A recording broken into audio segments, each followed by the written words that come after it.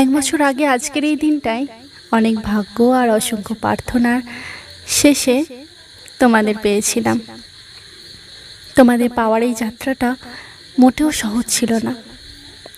প্রতিটা দিন ছিল দুশ্চিন্তা, ভয়, অপেক্ষা আর অজস্র কষ্টে ভরা।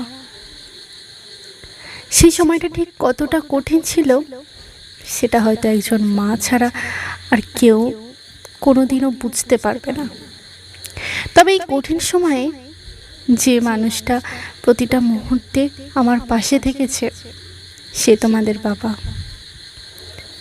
আর যে মানুষটা প্রতিদিন তোমার মায়ের খোঁজ নিয়েছে সে তোমাদের দিদুন। তোমাদের পৃথিবীতে আনার জন্য তোমাদের মাও কম লড়াই করেনি। হয়তো প্রত্যেক মাই নিজের সন্তানের জন্য এমনই লড়ে যান।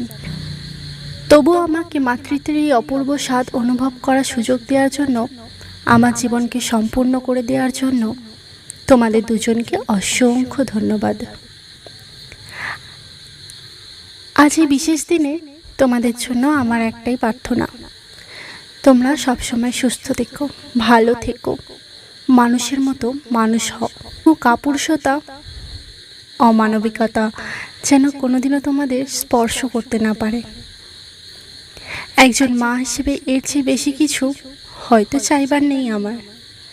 শুধু চাই তোমরা দুজন সারা জীবন একে অপরের হাতটা শক্ত করে ধরে রেখো। শুভ জন্মদিন আমার লিটল চ্যাম্পস।